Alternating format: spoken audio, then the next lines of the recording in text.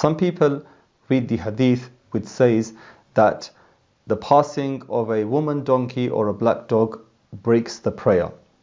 Now there is another hadith by Sayyidina Aisha anha where she says, they say this, and then she narrates it, and then she clarifies and she says, they've equated us with dogs.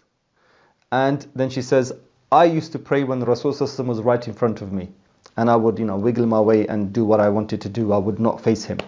So how do we marry these two hadiths together? There are many hadiths that talk about the virtues of women. If there is a hadith like this and one hasn't understood it, it's always best to ask, because there's nothing that disparages women coming from Rasul sallallahu alaihi wasallam. This is to do with the khushu of the prayer, the tuma'nina, the peace, the sakina of your prayer, the concentration, the zoning in of your prayer. So what are we talking about? It's like somebody does a half-baked attempt and you say, well, if you're going to do something half-baked, you may as well not do it. Or, oh, this is half-baked, it's not acceptable. Go and do your assignment. Like a teacher says to a student, I wanted an A, you didn't give me an A, go back and do it again. I'm going to accept nothing but an A. Like your parents, they're not happy if you've got a B or a C. They just want that A or A plus, and nothing else will satisfy them. Rasulullah was implying here that you're taking away from the reward. Because if you're praying and a man passes you, there is some disturbance, but you're focused. If a donkey passes you, for sure, your prayer is going to be disturbed. If a dog passes you, your prayer will be disturbed. And if a woman passes you very close, where she's in your peripheral vision, you could smell the perfume, you could probably hear the jewelry or the swaying of her clothes, it would distract you. That distraction wouldn't break your prayer, but it would take away from your prayer. And for those people that are still hesitant and doubtful about what I'm saying, it could be a man who's passing you and he's mad, right? He's mad and he's making noises. Where's your concentration now? You're not concentrating on your prayer, you're concentrating on that man. You've taken away from your prayer.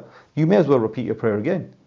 Right? So this is what we're talking about here. So if you ever come across a hadith that you don't understand, it's always best to ask. There's explanations, but these are hadith, and that's why we say don't read hadith by yourself. You're going to misguide yourself. Always read them with a teacher. And that's why we also say that when you learn your primary fiqh, we don't learn through a hadith, we learn through the qawl, the wordings of the ulama, the shuyukh, the aima of the madhab you are studying. Because they've sieved through all of this and they've done the homework and they've presented for you just to memorize. And as you progress in your studies, then you can look at further hadith and the evidences, and then if two hadiths seem to be contradictory, you look at the usul of the school and understand why they came to that understanding. Okay? So rest assured, women out there, you're not being disparaged. In fact, you're being ennobled. The sunnah came to ennoble you, and for you men out there, nothing is taken away from your prayer, or you women out there, nothing is taken away from your prayer. So carry on praying.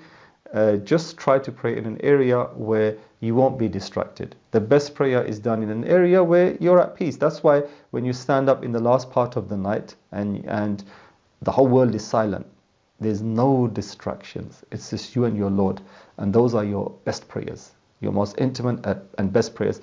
And just try to pray in an area where there's no distraction, where there's no sounds at all, like high up on a mountain or in the forest, sometime, or in the desert. Try doing this. See the difference it makes in your prayer.